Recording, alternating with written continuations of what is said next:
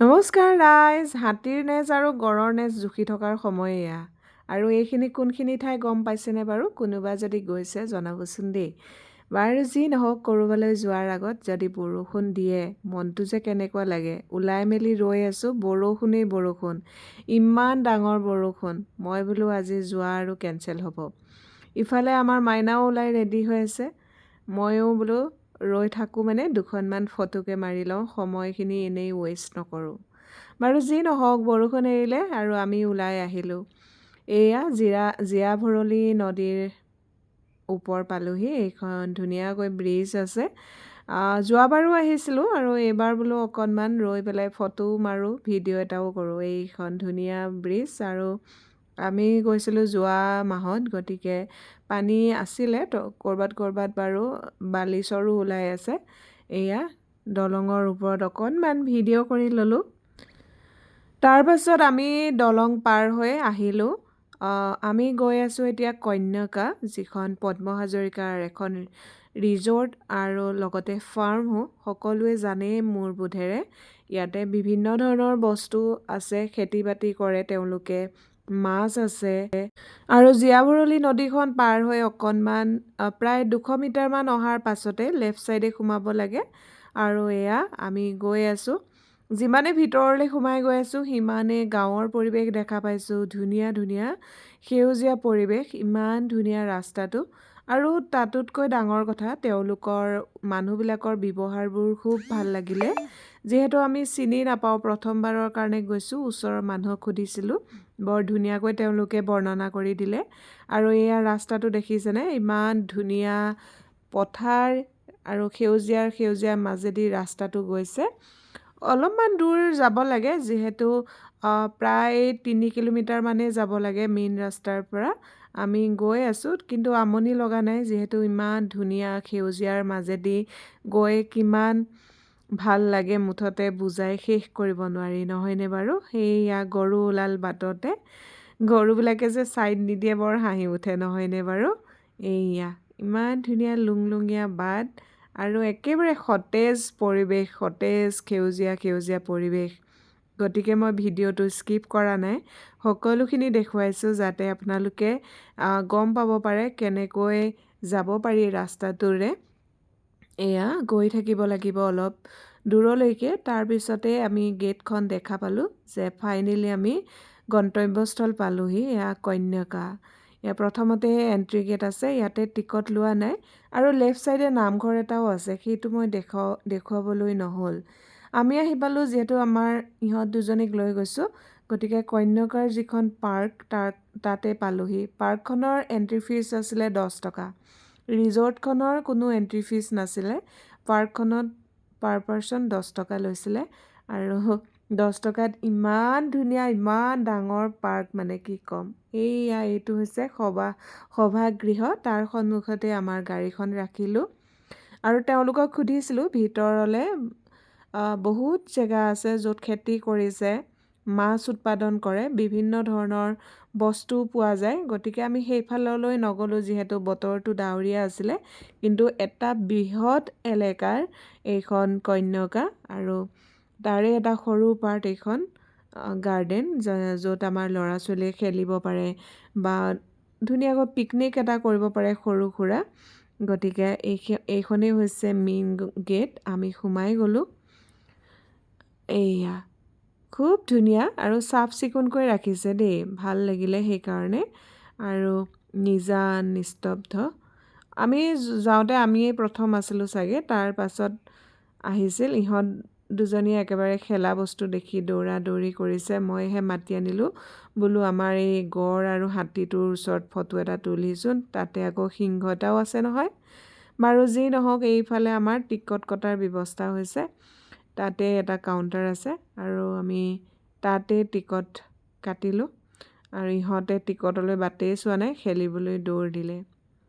আৰু আমিও অলপমান সেউজীয়াৰ মাজত সময়খিনি পাৰ কৰোঁ বুলি ভাবিলোঁ। এয়া খেলাৰ ব্যৱস্থা আছে, দুফালে আছে, বহুত ডাঙৰ মুঠতে পাৰ্কখন। যিহেতু এতিয়া গৰম বন্ধ আহিছে, আপোনালোকে লৈ যাব পাৰে, ল'ৰা ছোৱালীয়ে ভাল পাব, আপোনালোকেও ভাল পাব। আৰু লগতে তাতে ছুইমিং পুল, জিমৰ ব্যৱস্থাও আছে। আমি ইমানখিনিলৈ নগ'লোঁ যিহেতু সময় কম আছিলে আৰু বতৰ ডাৱৰীয়া আছিলে। কিন্তু আমি য'ত আছিলোঁ তাতে বৰষুণ দিছিলে, এইফালে বৰষুণ দিয়া নাছিলে, সেইখিনি শুকান হৈ আছে দেখিছেনে? গতিকে ইহঁতে খেলিব পাৰিলে ধুনীয়াকৈ। এইয়া ইহঁত দুজনী দেখিছেনে? মুঠতে বৰ ধুনীয়া, গোটেইখিনি মই দেখাইছোঁ, একো স্কিপ কৰা নাই। আপোনালোকে ধুনীয়াকৈ যাব পাৰে আৰু তাতে আপোনালোকৰ সময়খিনি উদযাপন কৰিব পাৰে। আৰু ডাঙৰ ডাঙৰ এইয়া দাদা আৰু ময়ো উঠিলোঁ, বৌও উঠিলে বাৰু পিছত। এইয়া এইখিনি যিখিনি ভিডিঅ' আছে সেইখিনিয়ে দেখাইছোঁ। ভাল লাগে নহয়নে বাৰু? কেতিয়াবা সৰু ল'ৰা ছোৱালীৰ আমেজটো লৈও ভাল লাগে। অকল সৰু ল'ৰা ছোৱালীবিলাকহে খেলিব পাৰে নেকি? আমিও পাৰোঁ নহয়নে বাৰু? এইয়া ইহঁত দুজনী এইখন জঁপিয়া জঁপিত লাগিলে। এইখনৰ কাৰণে একেবাৰে পগলা হৈ গৈছে দুইজনী।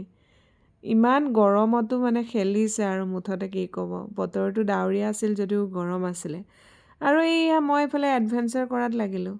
এডভেঞ্চাৰৰ অ'টোও নাজানো, এইটোও নাজানো, মুঠতে কি ক'ম আৰু। এনেই মানে ফকতীয়াত পাই বোলে উঠিবলৈ লৈছোঁ বুলি ক'ব পাৰি আৰু। উঠি চালোঁ, ভিডিঅ' কৰিলোঁ, ফটো উঠিলোঁ। মুঠতে কেতিয়াবা মনটো সৰু ল'ৰা ছোৱালীৰ নিচিনা হৈ যায় নহয় জানো? গতিকে আমাৰ মনে বিচৰাবোৰ কৰিব লাগে। আৰু এয়া এইখনৰ পৰা নামিলোঁ। ফিল্ডখন মানে বহুত ডাঙৰ, দুটা ফাল আছে, দুটা ছাইড আছে। আমি এটা ছাইডত আছিলোঁ আৰু অন্যটো ছাইডলৈ আকৌ যাম বুলি ভাবিলোঁ। এয়া গৈ আছোঁ ইফালে।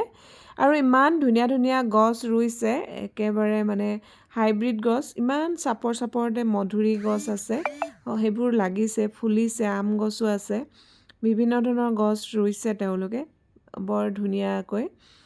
সেইবোৰ চাই ভাল লাগিলে। মুঠতে এইয়া ফুলবিলাকো ৰুইছে, ডাঙৰ হ'বলৈ আৰম্ভ কৰিছে আৰু ধুনীয়াকৈ। এইখিনি জেগা দেখাই দিছোঁ, দেখিছেনে? এলেকাটো কিমান ডাঙৰ মুঠতে। আকৌ এইখনত উঠিলোহি। সৰু সৰু মানে ডাঙৰ হ'লেও কি হ'ব, সৰু সৰু মন মুঠতে। এইবিলাক কেতিয়াবা মন যায় কৰিবলৈ, কাৰণ দিনটো ব্যস্তই হৈ থাকোঁ সদায়। আৰু এইখিনিৰ মাজতে আমাৰ সময়বোৰ পাৰ কৰোঁ। যিখিনি সময় থাকে আমি উদযাপন কৰিব জানিব লাগে আচলতে, সেইটোৱে জানো। আমাৰ মাইনাহঁতে বেলেগ এটা খেলি আছে আৰু এইখনত আমি দুইজনী উঠিলোঁ, যিহেতু ডাঙৰ মানুহো উঠিব পৰা ব্যৱস্থা আছে। আমি দুজনী এনজয় কৰি থকা দেখি ইহঁত দুজনীও ৰ'ব নোৱাৰিলে, আহি পাই গ'লহি মুঠতে। আকৌ এইয়া হেলডোপ মুঠতে। কিন্তু ভাল লাগে দেই, বতাহ এটা লাগি থাকে নহয়। আগতে আমি সৰুতে এইবোৰ কৰিবই নাপালোঁ, যিহেতু আমি গাঁৱত জন্ম লোৱা। গতিকে পাৰ্ক বুলি ক'লে টাউনলৈহে যাব লাগে কেতিয়াবা। আমাৰ দিনত এইবোৰ এনেকুৱা ব্যৱস্থাও নাছিলে বেছি। এতিয়াই বোলো অকণমান উপভোগ কৰি লওঁ। তাৰপিছত বৌ আৰু মই সেইফালে যাবলৈ ওলালোঁ। এইয়া দেখিছেনে ৰাস্তাটো? মধুৰি গছ আছে, এয়া মধুৰিবিলাক ফুলিছে। আমি যাওঁতে লাগিবলৈ হোৱা নাছিলে, ফুলিছে আৰু। মুঠতে এখন সেউজীয়া পৰিৱেশৰ মাজত, সেউজীয়া পথাৰত এখন পাৰ্ক বুলি ক'ব পাৰি। বৰ ধুনীয়াকৈ, যদি আপোনালোকে বস্তু লৈ যায় সেইখিনিও ধুনীয়াকৈ খাই মেলি পিকনিকৰ দৰে এনজয় কৰিব পাৰে। আৰু একেবাৰে শেষত গেটৰ ফালে আহিলোঁ। এয়া গেটতে আছে আমাৰ গড় আৰু হাতী ধুনীয়াকৈ কৈছে। যাবলৈ বুলি ওলালোঁ। আমাৰ গাড়ী ঘূৰাইছে। ৰেষ্টুৰেণ্টো আছে, আমি কিন্তু বাহিৰত খাম যিহেতু, গতিকে ৰেষ্টুৰেণ্টত নোসোমালোঁ। আৰু আমি ভাত খায়েই গৈছোঁ ডাঙৰকেইটাই, গতিকে সৰুকেইটাক বোলো কিবা বাহিৰতে খুৱাই ল'ম বুলি ৰেষ্টুৰেণ্টত নোসোমালোঁ। ৰেষ্টুৰেণ্টো আছে আগৰ ফালে, গতিকে গ'লে ধুনীয়াকৈ এনজয় কৰিব পাৰিব। ভাল লাগিলে, গতিকে ভিডিঅ'টো আপোনালোকৰ কাৰণেও আগবঢ়ালোঁ, কেতিয়াবা গ'লে আপোনালোকৰ উপকাৰ হ'ব বুলি। এইয়া দেখিছেনে? এইখন ধুনীয়া ৰেষ্টুৰেণ্ট, বাহিৰৰ পৰা দেখাই দিলোঁ, যিহেতু ভিতৰলৈ নগ'লোৱে। গেটৰ সন্মুখতেই আছে। আৰু এয়া আমি গেটেদি ওলাই আহিলোঁ। বাৰু আজিলৈ আহিছোঁ।